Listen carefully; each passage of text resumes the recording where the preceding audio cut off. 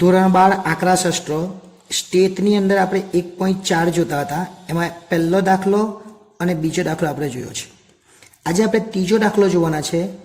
ખૂબ જ સરળ દાખલો છે અને માર્ચ 2020માં આ દાખલો પૂછાયેલો છે.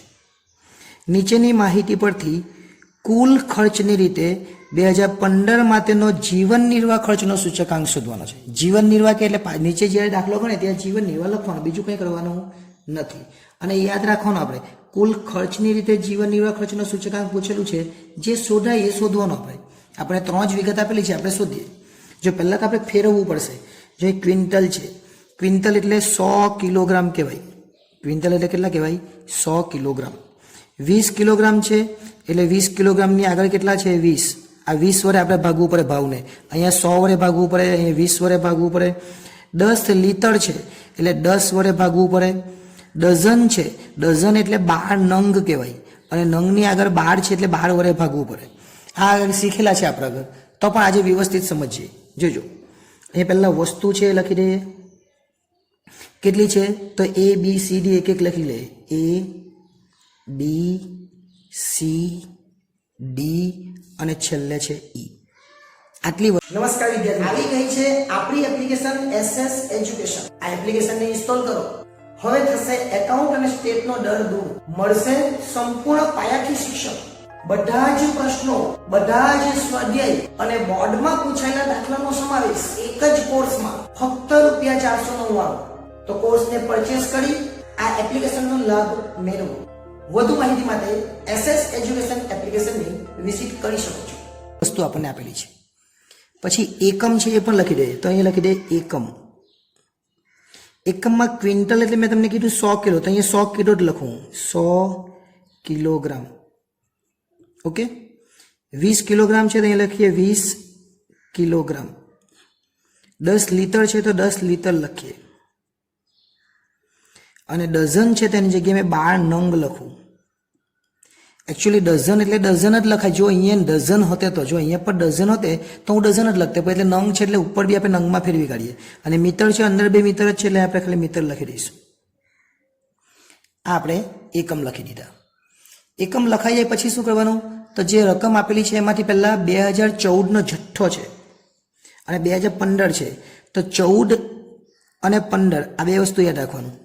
14 એટલે નાનું વર્ષ, એ આપણને ખબર. જો P આપેલો હોય તો P0 ને Q આપેલો હોય તો Q0. આમાં P આપેલો હોય તો P1 ને Q આપેલો હોય તો Q1. જથ્થો આપેલો છે એનો મતલબ કે Q આપેલો છે. જથ્થો એટલે શું? Q0. જથ્થો એટલે Q0. જે આપેલો છે બેઠો લખી દે. 50 કિલોગ્રામ. કિલોગ્રામમાં કંઈ ફરક નહીં પડે એટલે કિલોગ્રામને તો બેઠું જ લખી દેવાનું. શું લખી દેવાનું? કિલોગ્રામને બેઠું જ લખી દે. એટલે પહેલાં એને પટાવી દે. આ જે એ છે ને એનું પૂરું કરી નાખીએ. પછી એ ભાવ છે 2014માં. 2014નો ભાવ એટલે P0 અને 2015નો ભાવ એટલે P1. અહીંયા આપી લખી દે 2015 અને આ 2014 છે. 2014માં 2 વસ્તુ આપેલી છે, જથ્થો અને ભાવ, અને 15નો ખાલી ભાવ જ આપેલો છે. એટલે P જો મોટું વર્ષ આવે તો 1 આવે, નાનું વર્ષ આવે તો 0, એ આપણને ખબર છે.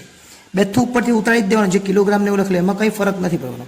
પણ પહેલાં એથી આપણે ફેરવતા જઈએ. તો 100 છે અહીંયા, આ ક્વિન્ટલ એટલે 100, તો 50 કિલોગ્રામ છે તો કિલોગ્રામમાં કરી જ નાખ્યું એટલે 50ના 50 બેઠા જ. પણ આ જે ભાવ છે એ ભાવને આગળ જે આંકડો એના વડે ભાગવાનો આપણે કીધેલું. તો કિલોગ્રામની આગળ કેટલા છે? 100. તો 1200 ને 100 વડે ભાગવાના. 1200 ભાગ્યા 100 અને 1700 ભાગ્યા 100. કેમ? અહીં કિલોગ્રામની આગળ 100 છે એટલે 1200 ભાગ્યા 100 કરે તો 12 આવે અને 1700 ભાગ્યા 100 કરે તો 17 આવે. ચલો, એ પૂરું. એ જ રીતના બીમાં જઈએ. બીની આગળ કેટલા છે? તો 20 છે. એટલે આ 20 વડે તમારે આને ભાગવું પડે, કેમ કે ભાવને ભાગવું, ને આ 20 વડે આ ભાવને ભાગવું. કિલોગ્રામ છે તેને બેઠું રાખવાનું એટલે 18 બેઠા જ રહેવાના. 340 ને 20 વડે ભાગીએ એટલે 17 આવે અને 380 ને 20 વડે ભાગીએ એટલે 19 આવે, કેમ કે 19 દુ 38. ઓકે. એ જ રીતના લીટર છે એટલે લીટરમાં તો કંઈ નહીં કહો એટલે 12 બેઠા જ રાખવાના. પણ લીટરની આગળ 10 છે એટલે આ જે ભાવ આપેલો છે ને 10 વડે ભાગવું પડે. આ જે ભાવ આપેલો 10 વડે ભાગવું. જેટલું આપેલું હોય કાઉન્ટ આગળ એને ભાગવું પડે. જો 10 આપેલો તો 10 વડે, 20 આપેલો 20 વડે, ક્વિન્ટલ એટલે 100 કહેવાય એટલે 100 વડે. 30 ભાગ્યા 10 એટલે કેટલા આવવાના? 3. 40 ભાગ્યા 10 એટલે કેટલા આવવાના? 4. હવે નંગ. આની આગળ કેટલા છે 12 નંગ કહેવાય. આ 12 નંગ એટલે નંગની આગળ 12 છે એટલે આને 12 વડે ભાગવું પડે 15 ને, અને 24 ને 12 વડે. આ તો નંગ જ છે એટલે બેઠા રાખવાના, એ નંગને બેઠા જ રાખી દેવાના 20. ચલો 15 ને 12 વડે ભાગીએ એટલે 1.25 આવે, અને 24 ને 12 વડે ભાગીએ એટલે 2 આવે. હવે છેલ્લામાં તો કોઈ આગળ રકમ આપેલી જ નથી. અહીંયા આગળ કોઈ આંકડો આપેલો છે, 10 આપેલા, 20 આપેલા, 100 કહેવાય. અહીંયા કંઈ જ નથી. જો આપણે 10, 100, 20, 10, 12, જ્યારે અહીંયા આગળ કંઈ જ નથી. કંઈ નથી એટલે જેવું છે એવું બેઠું જ લખી દેવાનું. 14, 12, 16, 14, 12 અને 16. ચલો આટલી રકમ હવે લખી દીધી આપણે. હવે દાખલો ગણીએ. આટલું થઈ જાય એટલે શું શોધી શકાય એ પહેલાં નક્કી કરવાનું. ચલો આપણી પાસે Q0 છે, P0 છે અને P1 છે. આપણે યાદ રાખવાનું 1000 એટલે 2 0 નીચે, અને પછી 1101 આવું યાદ રાખવાનું.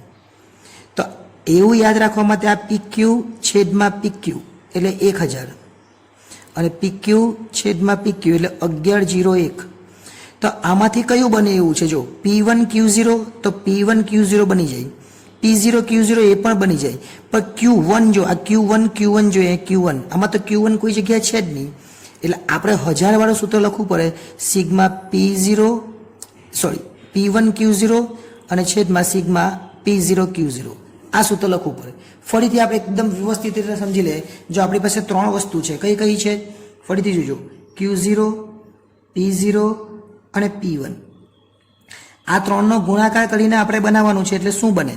તો પહેલા P1 Q0 આ બેનો ગુણાકાર, અને પછી આ બેનો ગુણાકાર એટલે P0 Q0.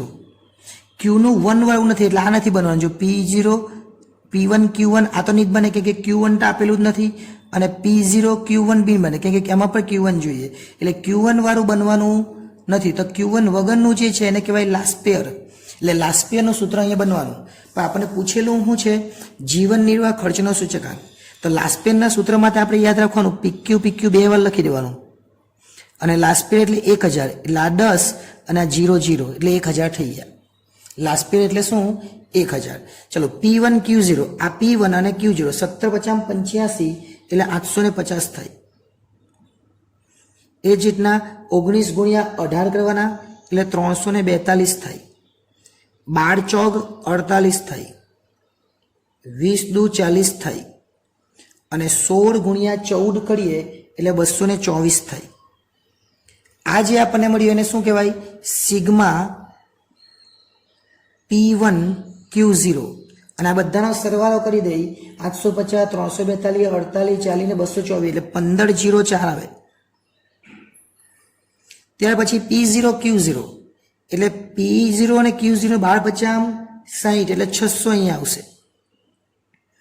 19 ગુણ્યા 18 12 50 60 આપણે આનો કર્યો, 18 ગુણ્યા 17 એટલે 306 આવશે.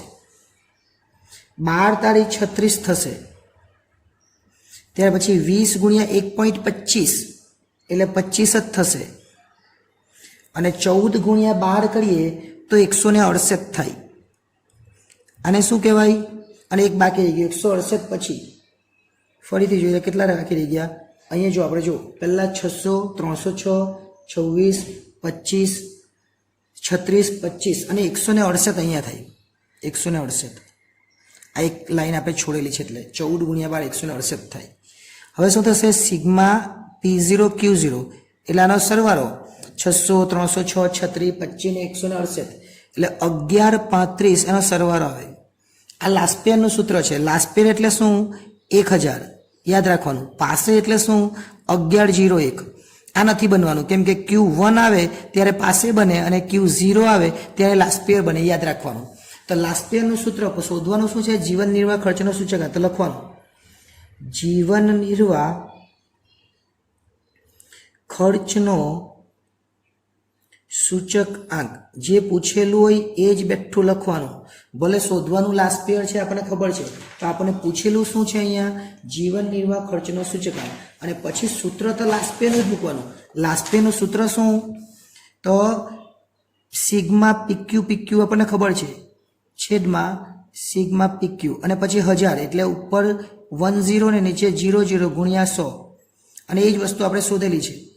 1504 અને 1135 એટલે 1504 છેદમાં 1135 ગુણ્યા 100 આટલું કરે એટલે 1504 આ 1504 છે ને ભાગ્યા 1135 કરે એટલે 1.32 આવે તો પાછળના બે આંકડા લેવાના કે ગુણ્યા 100 છે એટલે 51 પછી ગુણ્યા 100 કરી દેવાના એટલે છેલ્લો જવાબ આવે 132.51 આ 132.51 એ આપણો જીવન નિર્વાહ ખર્ચનો સૂચકાંક કહેવાય આપણને પૂછેલું છે ને જીવન નિર્વાહ ખર્ચનો સૂચકાંક કેટલો આવે 132.51 આવે એટલે આ ત્રીજો દાખલો હતો નેક્સ્ટ ટાઈમ જ્યારે મળીશું ત્યારે ચોથો દાખલો શીખીશું પણ જો ન સમજણ પડે તો આ દાખલાને એકવાર ફરીથી જોઈ લેજો ખૂબ જ સરળ અને ઇઝી દાખલો છે આભાર